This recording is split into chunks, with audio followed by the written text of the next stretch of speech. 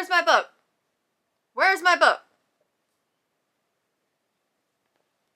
Oh, well that's better. Hello everybody and welcome back. Today we're going to be doing a vlog kind of based on my namesake, and it's going to be reading a bunch of monster books. Halloween is just the time of year where the ghouls, goblins, and zombies just all come out to play, and I thought what better way to just have a little bit of fun and embrace the Halloween spirit than to read a bunch of monster books. So I tried to find a book, as many as I thought was reasonable to get done in a vlog, that would include each like big monster. So we have a ghost, a zombie, and a vampire. I was gonna do a werewolf, but surprisingly could not find a lot of werewolf books that weren't romance books, and that's in a separate vlog, so we didn't need a romance book. So if you've got any like werewolf, monster, Halloween reads that are not romance, let me know down in the comments.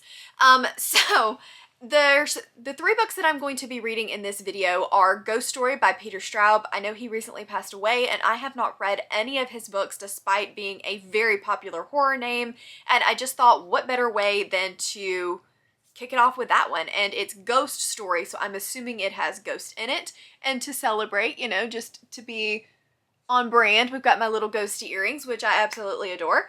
And then for the zombie one, I'm going to be doing Feed by Mira Grant. If you've watched any of my content, then you may know that I did really enjoy Into the Drowning Deep by Mira Grant, who is also Shauna Maguire. And so I wanted to really try out one of her horror and see if it was a one-off or if I do just really like her way of doing horror stories, and that one is all about zombies.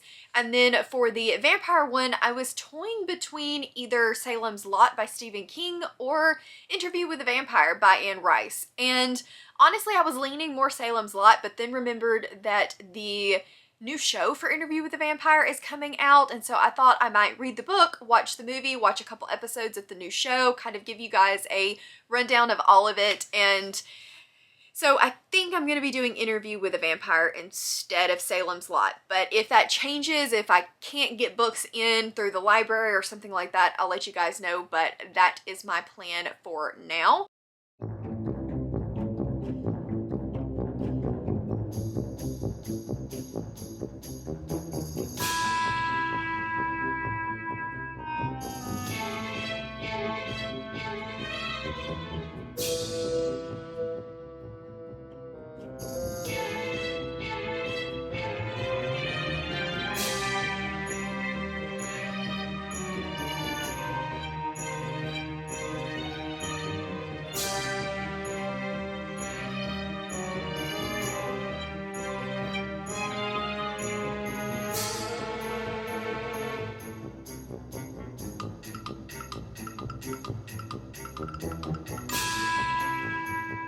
Okay everybody, so I meant to update you a whole heck of a lot earlier on Feed by Mira Grant, but I'm a little over halfway through this now, and I have thoughts, mostly positive. I'm actually really enjoying this. Cassidy was saying about Into the Drowning Deep that she was bored yet intrigued, and I think that Mira Grant just does that really well, while even though she's doing a lot of setup and you are essentially bored, like there's not a whole lot happening, she's giving you just enough morsels here and there to really make things interesting and make you want to continue reading. This follows Georgie and her brother Sean, and they are bloggers. They've always kind of grown up in the limelight because their parents are journalists, and they've always kind of put the journalism above their kids. But because of that, they've got their journalist license, and they're living in a world where there was a virus that was intended to cure the common cold, but instead, when mixed with a different virus intended to cure cancer, made zombies. And so they're kind of living and navigating this landscape, and they have applied to be the press essentially for this Republicans' presidential campaign, and they get it. This is following them as they are following this presidential campaign around and all of the things that are happening during this time. And I was expecting it to be more zombie or more science, less journalism, but this is very, very heavy on the press news aspect, the ins and the outs of how that works and what the things that they're thinking about, etc., etc. This does read slightly immature on Georgie's part, but the longer we go and the more that they're having to deal with, the more grown up that they seem to become. So I'm not really minding that. There is a lot happening, but there's nothing happening all at the same time.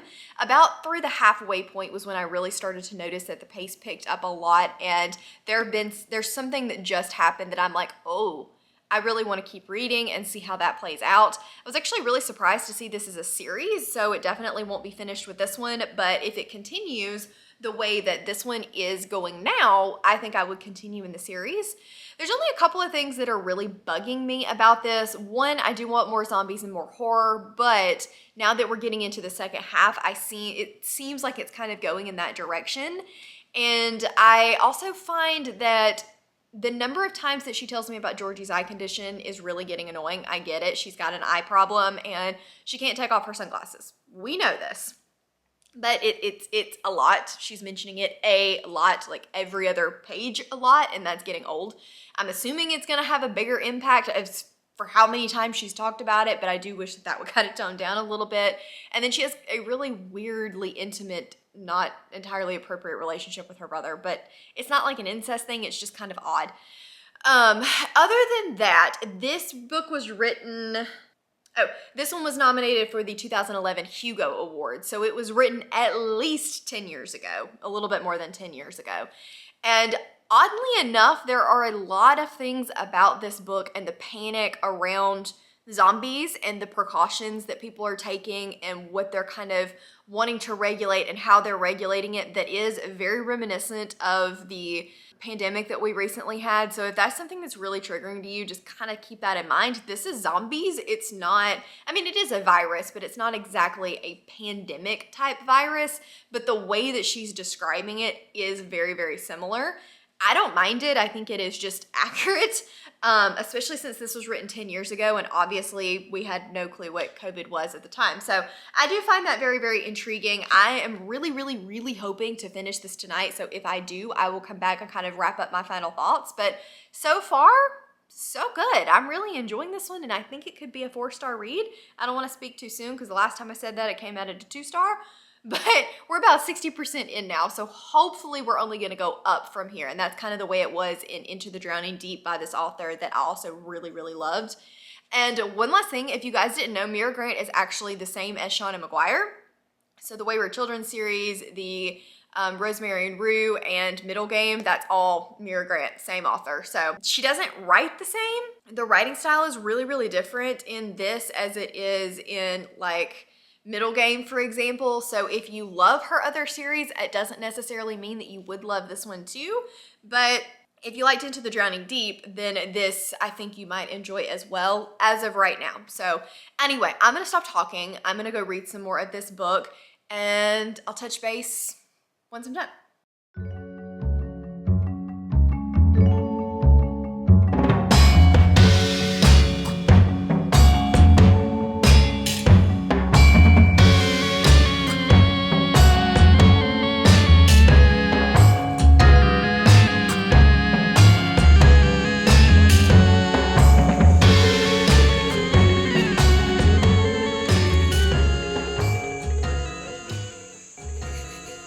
Can it be? Happy. 2 4, my bad. Okay, wait, you have to answer it before you flip it. These flowers must honeybees have to make 1 pound of honey. If they make a 12th, it would be like 3,000. 2 million, my bad.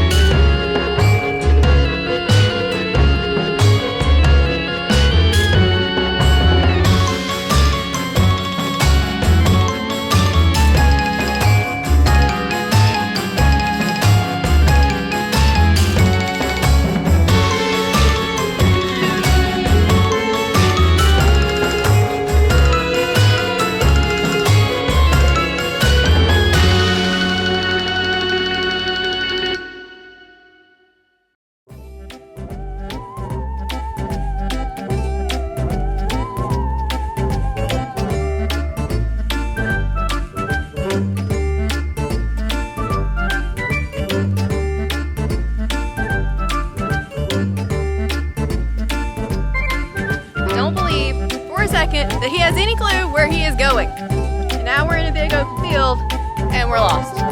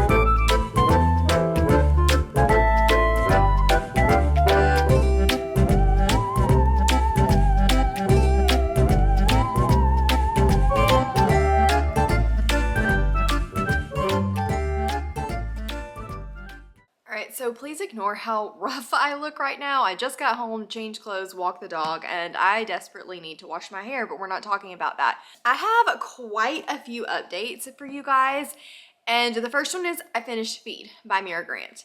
And I really enjoyed this one. I think I'm gonna give it a 4-star.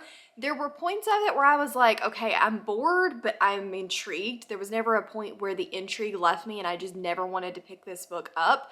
I found that while sometimes the characters got on my nerves, I still wanted to know more about them and I wanted to learn about what they were dealing with. I don't find journalism all that interesting, yet somehow that was fine. And it wasn't a lot of zombie, but somehow that was also fine. I don't know. I just know that I really enjoyed it. It does focus a lot more on journalism in a world where zombies exist, but you could take out the zombies and replace it with anything and it would still be the same story. One thing that I do really like about this book, and I guess if you don't want to know anything, you don't want any kind of hints, I would just skip like 30 seconds ahead. But, ready? Mira Grant is not super attached to her characters. And that's all I'm really gonna say, but she surprised me from time to time in what she was willing to do. And I appreciated that. There were consequences for actions, and I appreciated that. Okay, so anyway, really enjoyed this one. I don't have anything super specific to say about it other than it was good. I'm really excited to continue the series. As a matter of fact, when I finished it, I was like, dang, I really want to just have made this a I read a series vlog and just read all 3 of them because I really enjoyed this one. But something does happen at the end that I'm wondering if the direction that the second and third one are gonna go will be as good. There's a particular event that changes some things and makes me wonder if I'm not gonna like the direction. But I didn't mind the way. I actually really liked the way that this one ended. And yeah, I think I've talked about that enough. Then I started Interview with the Vampire by Anne Rice. Everybody knows this is a classic vampire story. And I wanted to get enough of this read that I could watch one of the TV episodes. And I think I'm gonna DNF it. I have no idea how far I am, but I'll be honest, it's not that far. Yeah, I don't know. I didn't get that far into this one. I mean, I got a solid 2 hours into the audiobook, but I'm just not gripped. There was nothing that was really drawing me in. The vampire was not super mysterious. It was not working for me. The writing was fine. I mean, it's an older writing style, but not in a way that was hard to read or to listen to. The narrator was good. There was just nothing that made me excited to pick this book back up.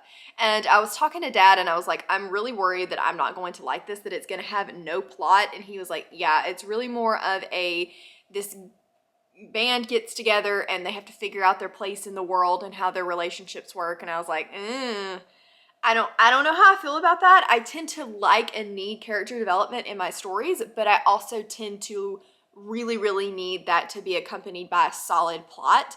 And finding yourself kind of stories that are more just, these are the characters and this is what they're doing, doesn't work for me. I need there to be a point, a driving factor, something. And I just got the impression in the first couple of hours that this was not going to be that kind of story. And therefore I never wanted to pick it back up. So correct me if I'm wrong down in the comments if you think that I really will like this book and that it does have a lot of plot, because I was very excited to read this, and I'm not going to be returning my copy of it or, you know, unhauling it or anything like that. I'm going to keep it because I do want to try it again, but right now it's just not working for me. And I'm hoping maybe if I watch like the AMC show or something, or rewatch the movie, that I will like it a little bit better, because it's been 20 years since I've seen the movie, it feels like. So anyway, I'm gonna put this one down for now. And so that means, last but not least, are you ready for the third update, is Ghost Story by Peter Straub.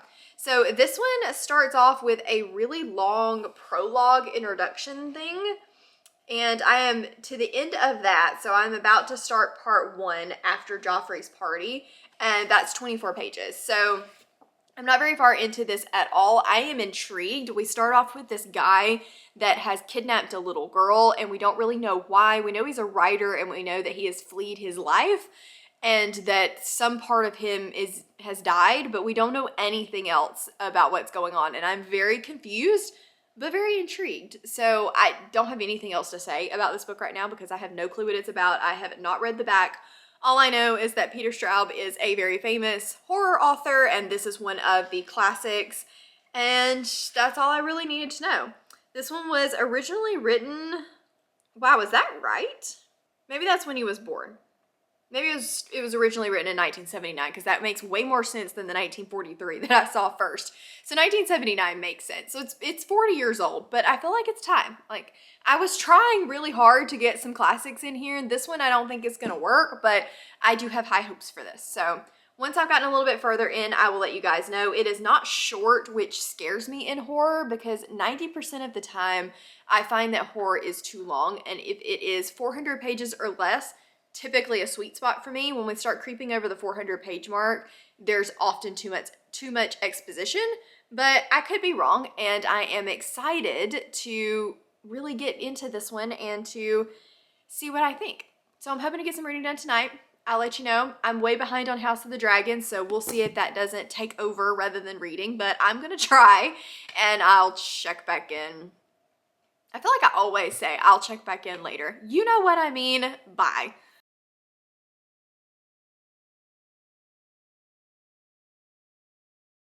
All right, guys, ignore how rough I look. I'm gonna pause the football real quick. Okay, so it is Saturday, and I have to say that I think I'm going to be DNFing the Ghost Story by Peter Straub, and I feel really bad about that because I do not want to DNF 2 books in this vlog for you guys. But I made the mistake of picking 2 slower classic books when I'm absolutely not in the mood for that, and it's just, that really hurt my enjoyment. So even though I DNF'd Interview with the Vampire, I absolutely plan on trying that one again.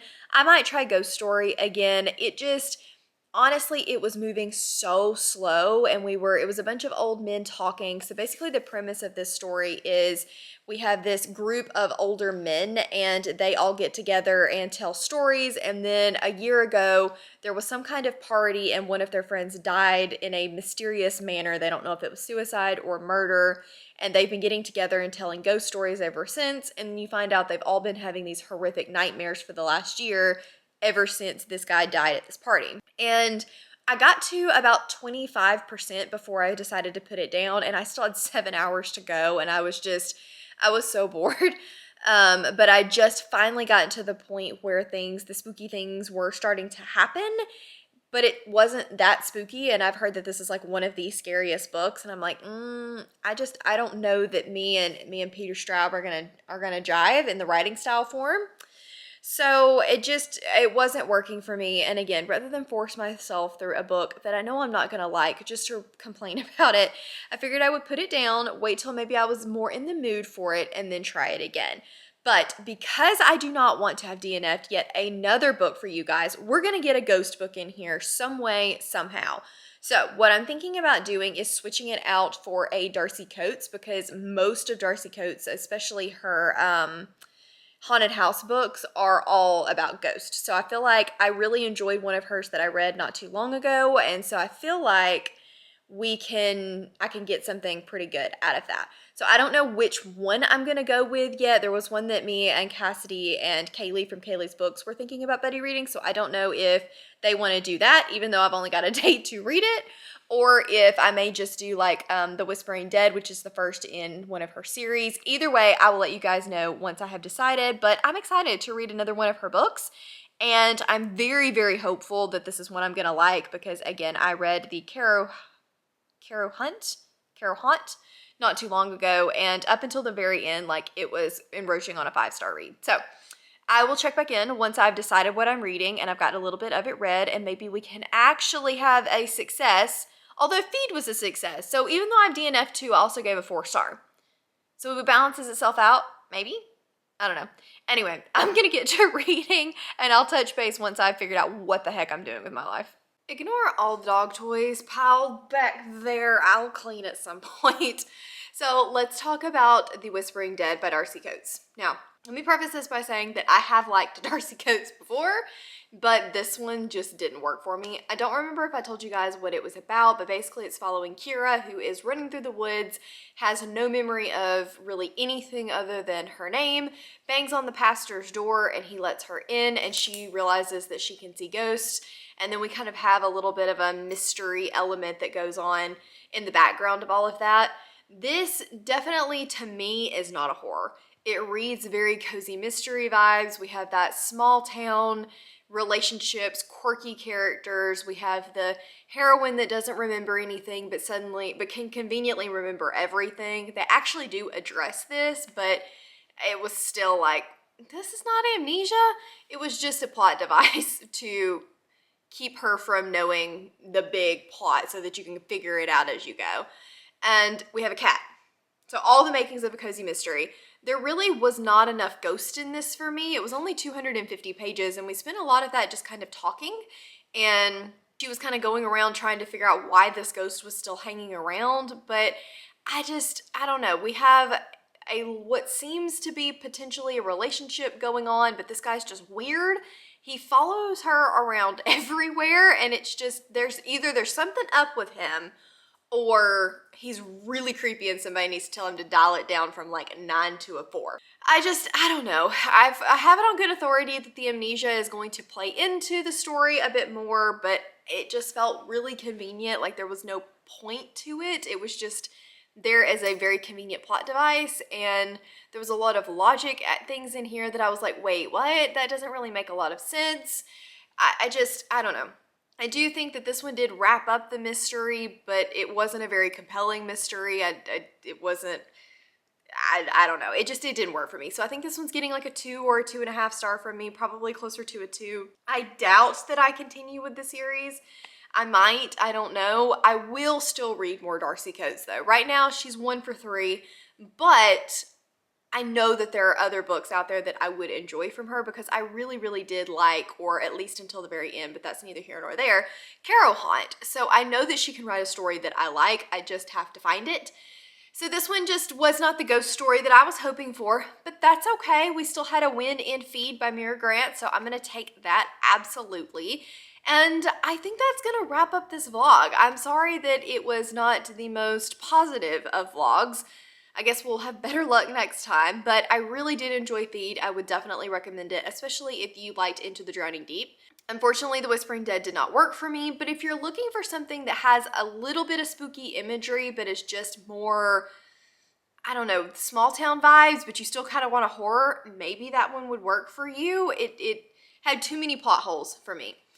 And then Ghost Story and Interview with the Vampire, I just think were bad poor picks on my end, because Interview with the Vampire, I definitely will pick up again. Ghost Story, kind of knowing me and knowing that I don't like really slow, drawn out horror, especially classic horror, was probably a bad move. But I tried and now I know, so still a win. So let me know down in the comments if you've read any of these, and if you did, what you thought. And if you have not, but you still want to recommend me a ghost story, a vampire story, a werewolf story, or a zombie story, please do, because I would like to read some good ones. I was very excited for this vlog and hate that it kind of came out as a bit of a bust, but that's okay. We live and we learn, and I have learned.